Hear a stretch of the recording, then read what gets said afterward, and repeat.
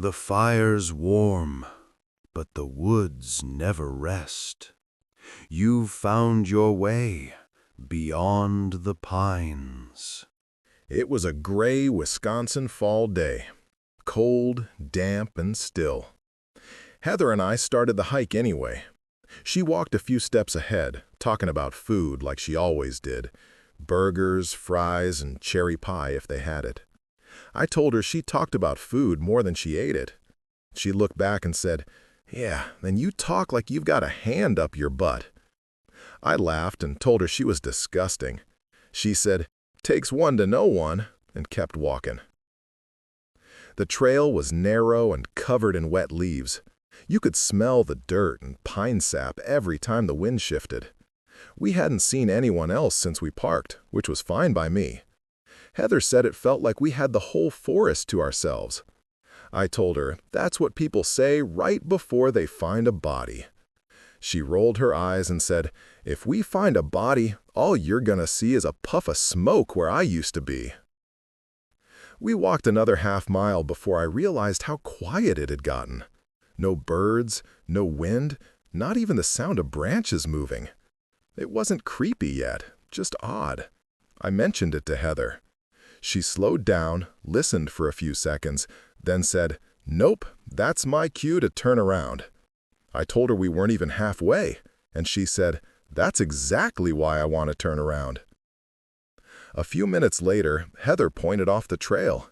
Something blue was half buried under a pile of leaves. At first, I thought it was a tarp, maybe left behind by hunters. But when we got closer, I saw it was a tent. The fabric was sun-faded and ripped down one side. A red cooler sat next to it, dented like someone had kicked it. The fire ring nearby was full of soggy ash and a few half-melted cans. It looked like whoever camped there had left in a hurry. Heather crouched beside the tent and brushed off some of the dirt. "This thing's ancient," she said. She tugged on a zipper, and the flap came halfway open before the fabric tore. She reached inside and pulled out a big plastic bag. Inside it was another one, smaller, with something folded up inside. She squinted at the writing on the top. "For whoever finds this." She looked up at me. That's not a great sign. I told her it was probably some park notice or a lost item report, but I was already curious. The outer bag was stiff, like it had been sealed for a while. When I pulled the second one out, the paper inside looked almost new. Someone had folded it neat and tight. I opened it, and the first line hit hard. "If you're reading this, it's already too late for us." Heather let out a low whistle and said, "Well, that's not ominous at all." The handwriting was small and tight, each line pressed hard into the paper. I started reading out loud while Heather leaned over my shoulder. "My name's Tessa, and my boyfriend's Mark. We came out here to camp for the weekend." After that, the letter just rolled on. The words pulled me in until it didn't feel like I was reading anymore. It felt like I was there. Mark said we needed a weekend away from everything. He'd been working doubles for weeks, and I hadn't looked up from a laptop in just as long. He found a map online that showed a small lake hidden deep in the woods, a place where you could camp right beside the water and hear the waves at night. We packed light, though somehow the cars still looked like we were moving in. By the time we parked at the trailhead, the air smelled like rain and pine, and for the first time in months, neither of us had anywhere to be. When we reached the lake, the water was calm enough to see the trees reflecting off it like glass. Mark said we should set up close to the shore so we could fall asleep to the waves. I told him they'd keep me up all night, and he said that was the point. We set up the tent, started a small fire, and cooked a couple of hot dogs we didn't even finish. It felt nice sitting there with him, listening to the fire crackle and watching the sky turn orange. For the first time in a long time, it felt like everything was fine. By the time it got dark, the fire had burned down to a glow. The woods were quiet, except for the occasional splash from somewhere across the lake. Mark said it was probably fish jumping. I told him fish don't sound that big. He smirked and said, "Guess we better hope it's not a bear that likes hot dogs." I laughed, but something about the way the sound carried over the water made my stomach tighten. The air felt thicker, colder, like a storm was moving in. But when I looked up, the sky was clear. We turned in a little after 10. The fire was down to embers, and the air coming off the lake had that cold bite that makes you pull the sleeping bag up to your chin. Mark was out in minutes, snoring soft. I lay there listening to the water roll against the rocks. After a while, I realized that wasn't all I was hearing. There was something else mixed in. Slow, steady steps moving through the brush behind the tent. They stopped when I sat up. I held my breath and waited, but the only sound after that was the water. Mark stirred when I shifted. "You okay?" he mumbled. "I heard something outside," I said. He rolled over and rubbed his face. "Probably a deer." It didn't sound like a deer. He listened for a second, then said, "Well, whatever it was, it's gone now." I waited, still listening. The woods had gone quiet again. Too quiet for animals to be moving around. Mark pulled the sleeping bag up to his shoulders and said, "Go to sleep before you make me paranoid." I wanted to, but I couldn't shake the feeling that something was standing just past the tent, waiting for us to start talking again. By morning, the fire pit was full of white ash, and the lake looked calm again. Mark said I must have dreamed the whole thing. I told him if I was going to make something up, I'd at least give it a plot. He laughed and handed me a cup of instant coffee that tasted like hot dirt. We packed up our food, talked about maybe fishing later, and tried to pretend the night hadn't bothered us. Still, every time a branch cracked somewhere in the woods, we both turned our heads a little too fast. By afternoon, the sky had cleared, but the woods still felt off. The air was dead still, and even the bugs had gone quiet. Mark tried to shake it by skipping rocks, bragging that he could hit the far side. I told him he couldn't throw that far even if he used both hands. He threw one anyway, and when it landed, we both froze. The splash that came back was louder, deeper, like something big had dropped into the water from below. A while later, Mark pointed across the lake. "You see that?" he asked. I followed his finger and spotted what looked like a torn piece of red fabric caught on a branch near the opposite shore. "Probably some old camping gear," I said. He nodded, but he didn't stop staring at it. After a few seconds, he said, "Feels like someone's over there watching us." I laughed it off, told him he was getting jumpy, but when I looked back, the fabric was gone. By dusk, we decided to keep the fire bigger than the night before. Mark dragged in a few dead limbs, and I broke them down. We stacked a small pile beside the ring so we wouldn't have to get up as much. While we were working, a smell drifted in from the trees. Wet dog with a hint of sulfur. Mark wrinkled his nose and said, "If that was you, you need a doctor." I laughed, told him it wasn't me, and the smell faded. We both scanned the tree line, but nothing moved. Once the sun dropped, the woods disappeared behind the firelight. The lake was just a black stretch with a faint ripple every few seconds. We sat close to the flames, talking about nothing, just to fill the silence. Somewhere across the water, a single splash echoed, then another, closer this time. Mark stood up and shined his flashlight, but the beam only reached a few yards before the dark swallowed it. "See anything?" I asked. He shook his head, but something's out there. We kept the fire high, hoping the noise would stop, but it didn't. Whatever was out there started pacing along the far bank. You could hear the brush snapping as it moved, slow and steady. Every few seconds it stopped, like it was listening for us. Mark killed the flashlight and whispered, "Don't move." I didn't.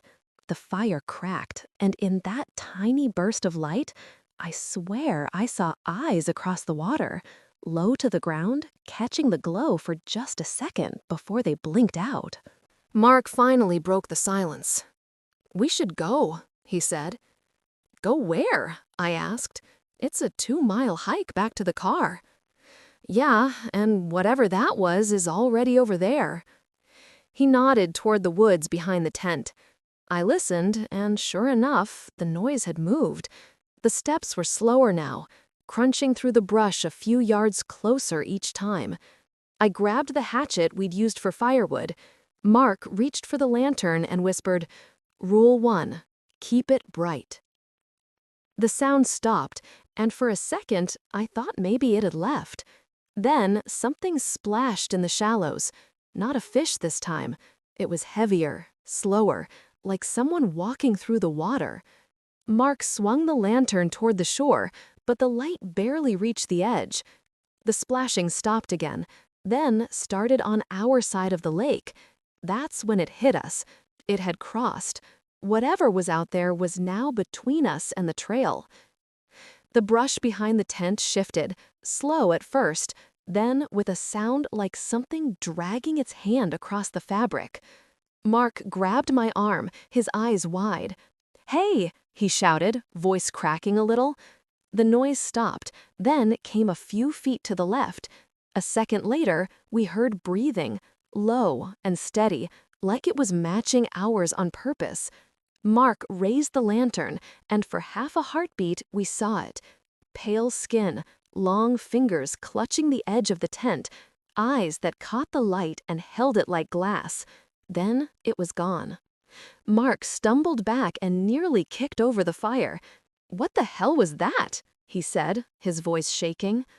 I didn't answer. I just grabbed the lantern and dumped the rest of the wood on the fire.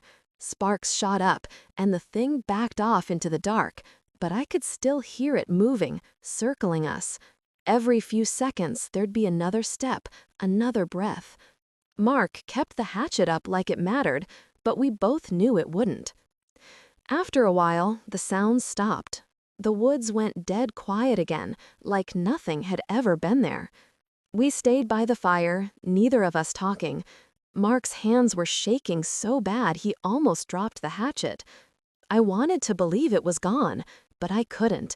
The smell came back, wet fur and sulfur, stronger this time. I stared at the dark between the trees and whispered, "Rule 1, keep it bright," even though the fire was already burning as high as it could go. Sometime around dawn, the fire gave up. I must have dozed off sitting up, because when I opened my eyes, the sky was gray again and the woods were wet with dew. Mark was still awake, staring at the tree line. He said he hadn't heard anything for hours, but he didn't sound convinced. The air smelled like smoke and sulfur. We packed fast, neither of us saying much. Every sound, the zip of the tent, the clink of metal, felt too loud. The hike back started easy. The trail was damp but clear, and for a while it almost felt normal again. Birds had started up somewhere in the distance, and the sound helped. About half a mile in, Mark stopped walking. "This isn't the same trail," he said. I told him it had to be. We hadn't turned anywhere. He shook his head and pointed to the dirt. Our boot prints were there, but they weren't on top. Something heavier had stepped over them during the night, heading the same way we were. We kept moving, slower now. The prints were spaced wide apart, like whatever made them had taken long, careful steps. Every few yards, one would fade into the grass and pick up again farther ahead.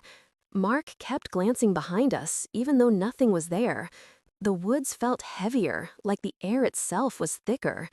When we reached the ridge above the lake, I looked back one last time. The tent was gone. Not packed up, just gone, like it had never been there. We didn't talk much after that. The only sounds were our boots on the dirt and the steady creak of Mark's pack. Then, somewhere behind us, a stick snapped. It was close enough to hear clearly. Mark froze and looked back down the trail. "Probably a deer," he said. But his voice didn't sound like he believed it. We waited, listening. The woods went silent again. Then, from deeper in the trees, we heard something breathing, slow, steady, and getting closer. Mark turned his head, trying to find the source. It kept shifting, like it was moving through the trees just out of sight. Then it stopped. The woods were quiet for a few long seconds, and I thought maybe it was gone again, until I heard the next breath. It wasn't behind us anymore. It was off to the side, closer than it had ever been. Something moved through the brush to our right. The branches swayed like something big was pushing past them, slow and deliberate. Mark raised the hatchet, but his hands were shaking so bad he could barely keep it up. Then we heard it again, that deep, rough breathing, followed by a sound like someone dragging their fingers through wet leaves. I caught a glimpse between the trees. A pale shape crouched low, its eyes catching the light just long enough to prove it was watching us. We started backing down the trail, slow and careful.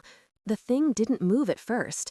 It just stayed in the trees, crouched low, like it was waiting. Then it spoke. The voice was rough, strained, but it used Mark's words. "Rule," it said, dragging the sounds out, like it was trying to remember how to shape them. Mark froze. Hearing his own voice coming from the dark broke something in him. "We're leaving," I whispered, but he didn't move. That night, Mark said he couldn't sleep. He kept pacing the hallway, muttering that he felt itchy, like something was crawling under his skin. I told him it was probably poison ivy or nerves, but when he rolled up his sleeve, the scratches had darkened. The skin around them looked tight and gray, spreading up toward his elbow.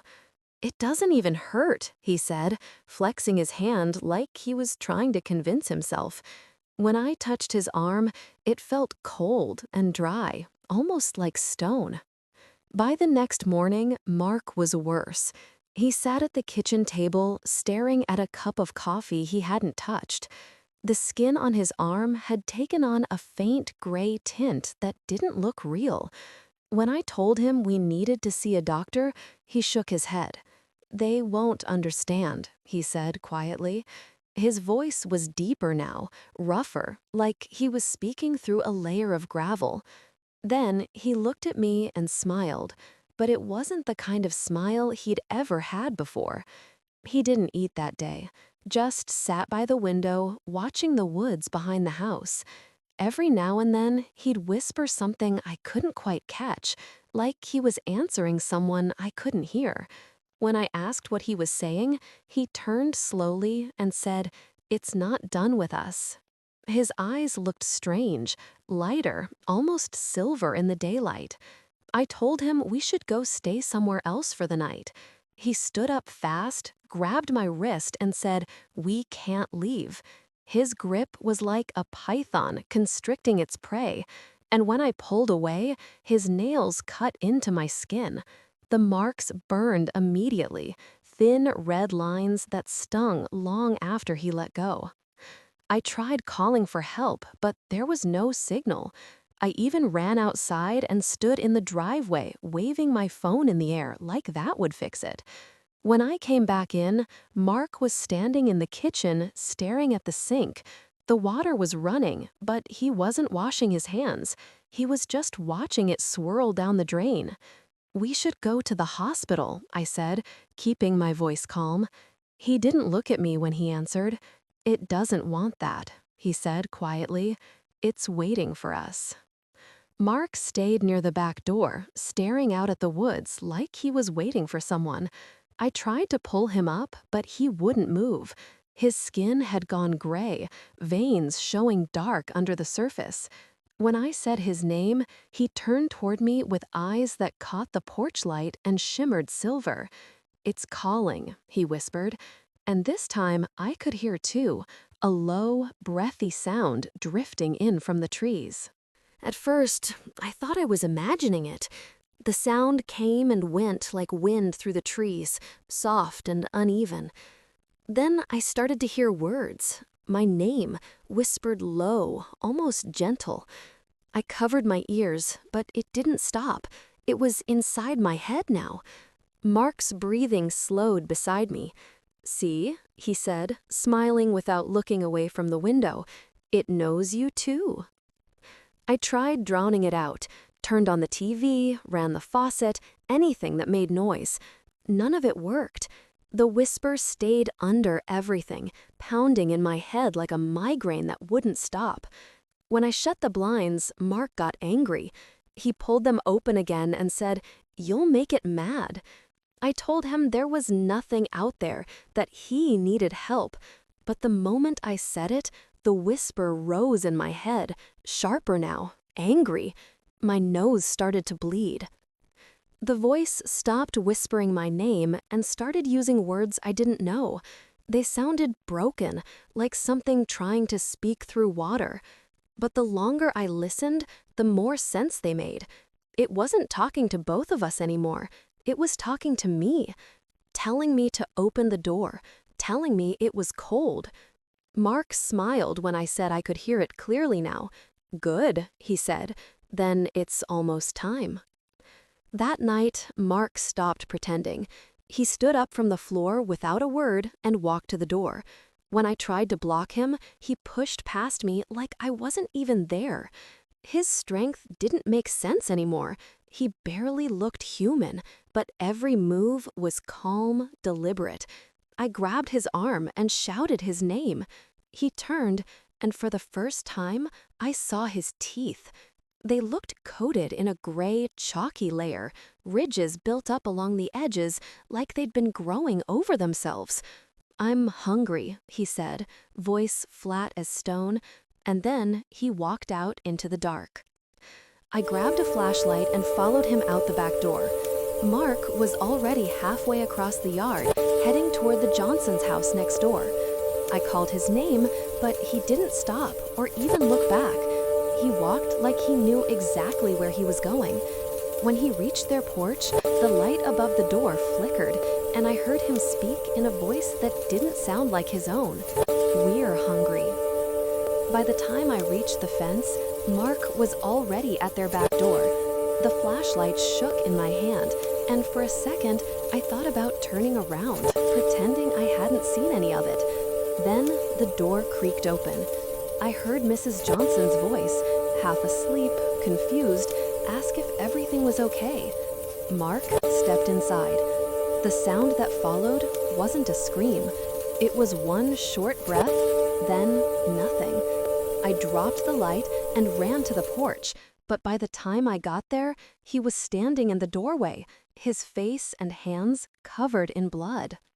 He took a step toward me, still smiling, blood dripping from his hands. I grabbed the first thing I saw, a lighter and a half-empty bottle of camping fuel we'd left by the porch. When he reached for me, I threw it. The liquid splashed across his shirt, and when the flame caught, he went up sassed. His scream didn't sound human anymore. He stumbled backward into the yard, burning, the light from the fire bouncing off the trees. I stood there shaking, watching him run until the darkness swallowed him whole. The flames burned out before sunrise. By then, the yard was a mess of ash and wet grass. I couldn't tell if Mark was dead or if he'd just gone back into the woods. I sat on the porch until the light came up, holding my burned hand against my chest. The cuts on my wrist had gone pale, the skin around them tight and gray. That's when I knew it wasn't over. I went inside, found some paper, and started to write. Heather folded the last page of the letter and set it down between us. For a while, neither of us said anything. The woods around the old campsite were dead quiet, just the sound of our own breathing. "So, she wrote this at home," Heather said finally. "Then how the hell did it end up back here?" I didn't have an answer. I just stared at the empty spot where the fire pit used to be, half buried in ash. Heather reached for the letter again, but before she touched it, something thudded against the side of the tent. We both froze. Another hit followed, harder, closer, and the fabric bowed inward like something was pressing against it. "Aaron," she whispered. The zipper started to move on its own, slow and deliberate. I lunged forward to grab it, but before I could, a pale arm pushed through the opening, long fingers clawing at the air. Heather screamed and fell back. I pulled her toward the flap on the opposite side. But as we crawled out into the dirt, I saw 4 thin scratches running down her wrist, fresh and bleeding. She looked at me, voice shaking. "It's calling." The recording crackled. Then a man's voice came through. "That's where it ends," he said. "They never found him." A woman laughed quietly beside him. "Creepy, but it's just a story, right?" "Yeah," he said. "Guess so." The audio hissed for a few seconds, picking up faint movement, like something brushing against the mic. "Did you hear that?" the woman asked. Before he could answer, there was a low growl